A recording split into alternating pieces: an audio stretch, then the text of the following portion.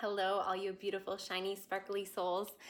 I wanted to record this full moon oracle with the intention of slowing down because I'm trying to work on that and really focusing on the key transits that are occurring right now, because to be honest with you, as an astrologer, there are so many larger picture things happening with this full moon that make it a little bit difficult to stay focused on the task at hand, so to speak, because everything is connected, as we know that.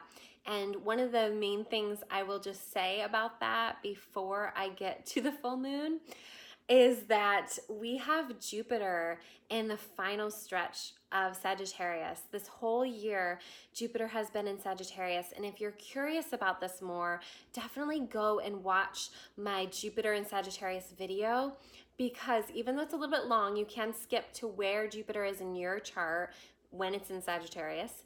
So we're talking about the transit versus where it was the day you were born. We're talking about the transit, where it is now in the sky in your snapshot of your chart, okay? And this is important because Jupiter is a planet of expansion, luck, magnetism, drawing things to you. And to understand what Jupiter is doing in Sagittarius has so much to do with understanding this year.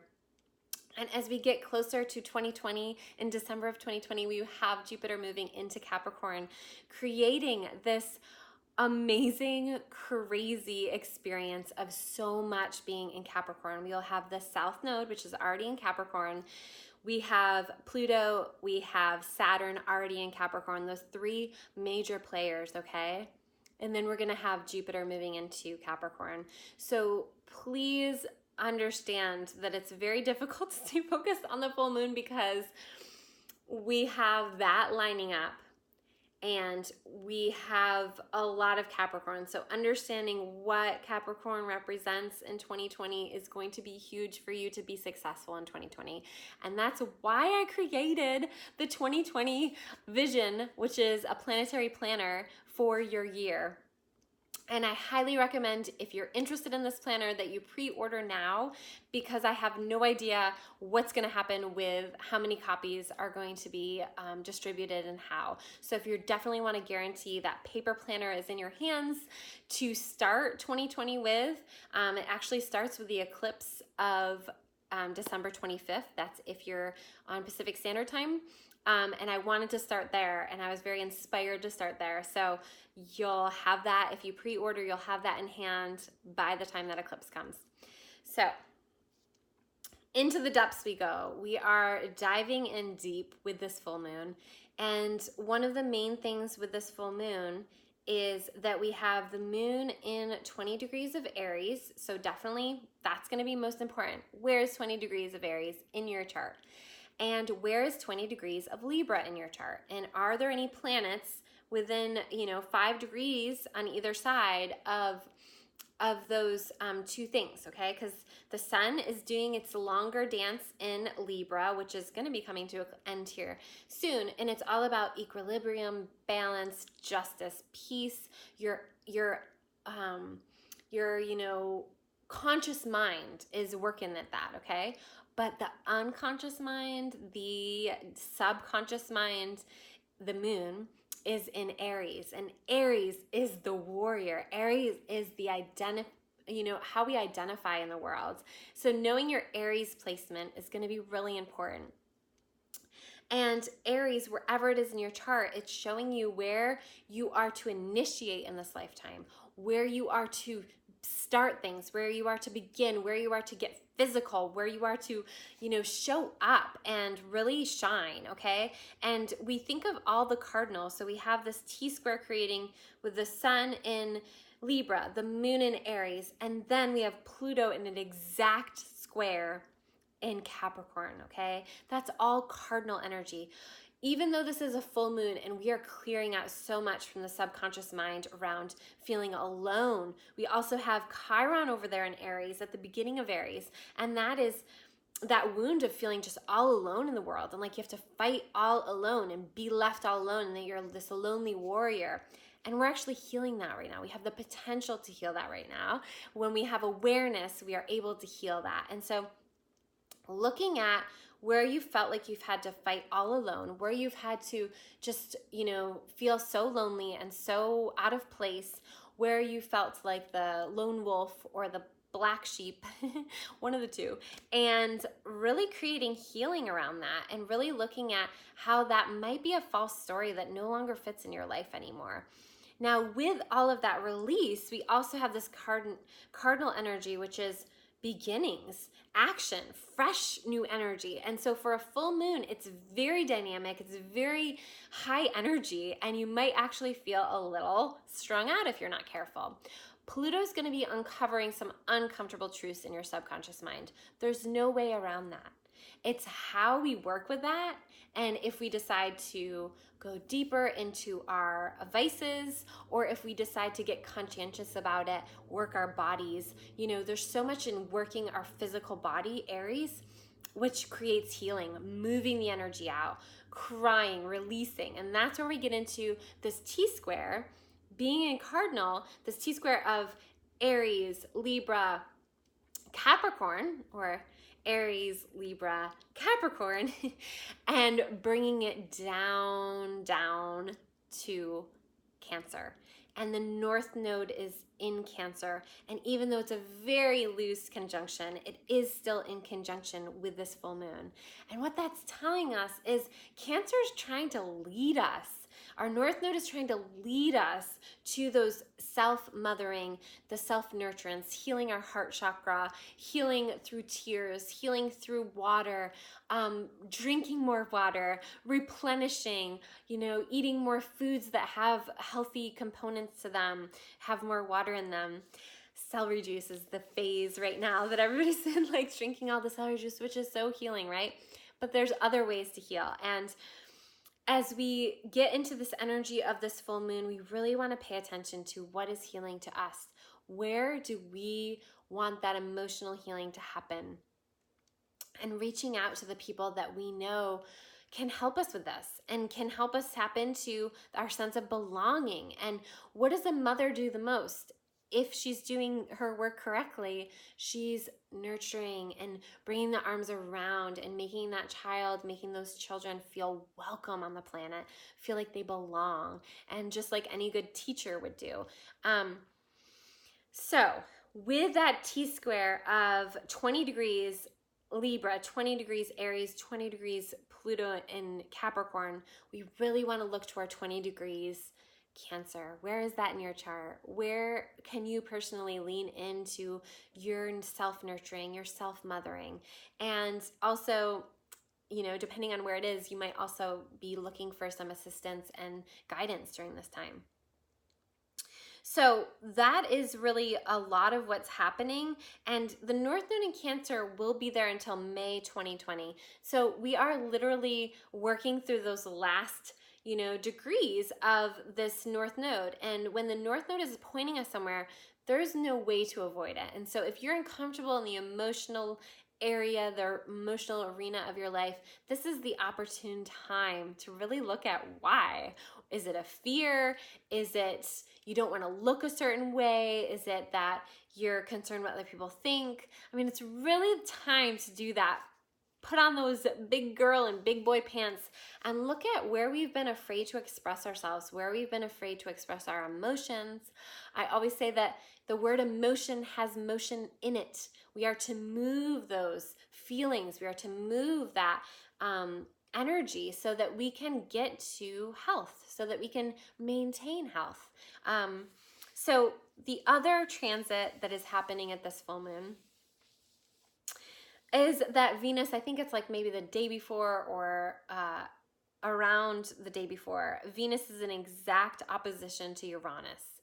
Okay, so Venus in Scorpio, which is intense, in exact opposition to Uranus and Taurus, which again is part of a larger, longer transit, a longer healing process that we're in. But when we have this opposition of our hearts, with that sudden change to the mind, this is the opportune time to have a change of heart. And we can't ignore the fact that Libra season is about partnership. Libra season is about what we seek in another so that we can see the places in us where we need to heal. And it is about that give and take and finding that balance between give and take that really creates this equilibrium in our lives.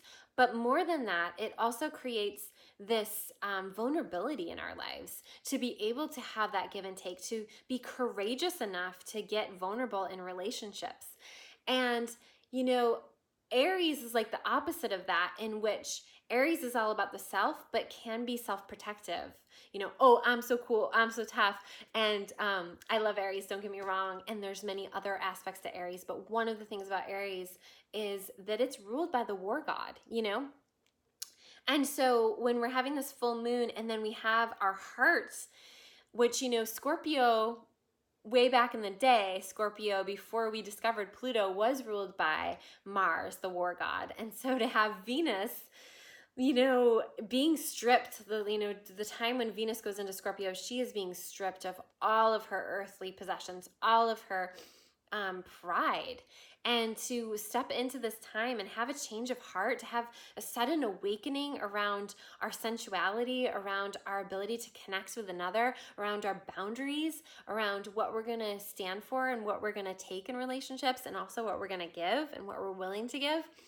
To have this rebalance at this time of this full moon, when we're really looking at our identity and who we want to be in relation with others, who we want to be in the larger community, it's a really powerful time to look at vulnerability and to look at where we protect ourselves and where our ego seeks to control those relationships in an attempt to be more powerful.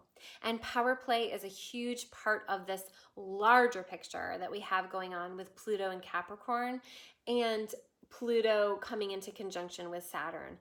Now, one of the things that I also wanted to add was that when the moon, our emotions, is in Aries, the war god rules Aries, right? Mars. The moon is Cancer. The moon is our emotions. And so there's this war within ourselves around, can I be vulnerable? Can I express my emotions? Am I safe here? Can I be vulnerable with you? And looking at where we've not been able to do that and looking at it in a different way, in a way that's not self-protective, but more an exploration of what we can handle and what we're willing to negotiate and what we're willing to step into. If we want something, we have to look at what we've been protecting ourselves from in the getting of it. So when an example of this is when you're thinking about this full moon and when you're thinking about this whole month, it is a time to really set that intention of what you really want on this planet. And so to envision yourself in that and having it, what would you have to get vulnerable about? What would you have to get honest about? What would you have to shift in your awareness to live that life, to be that person? And we can't honestly say that we want something if we can't look at all those pieces and really get honest about where we need to shift and where we need to. Time is a huge part of this because Saturn is time, the Lord of time. And when it's in Capricorn, it's double amplified. And we have to look at how much time we waste, how much time we think we have versus the time we really have. This is 2019 is the end of a decade, guys, and we're moving into a new decade, and we really have to leave behind a lot of the vices and a lot of the security blanket type things that we had, because time is limited. We do only get a certain amount of time here. So that's all really up. And lastly, I will say two things. Jupiter is trining the moon. Jupiter in Sagittarius at the tail end of Sagittarius is trining the moon, our emotions, in Aries, which is our conscious awareness, but also our identity and our inner warrior. Jupiter is all about expansion, magnetism, luck.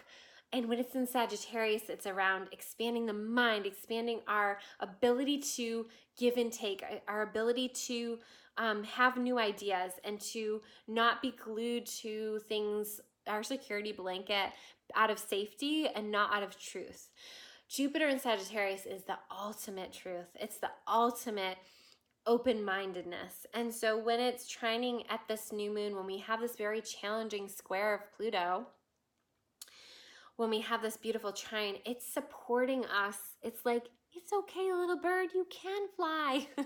And it's in fire, which is the courage and the initiative and the transformation. And so if there's something that you're scared to do at this time, this is telling us that it is the time to fly. It is the time to let this come to fruition, okay? And we can't grip onto our security blanket. We can't stay in our little crib any longer. And we have to do that self-nurturing for ourselves and really fly.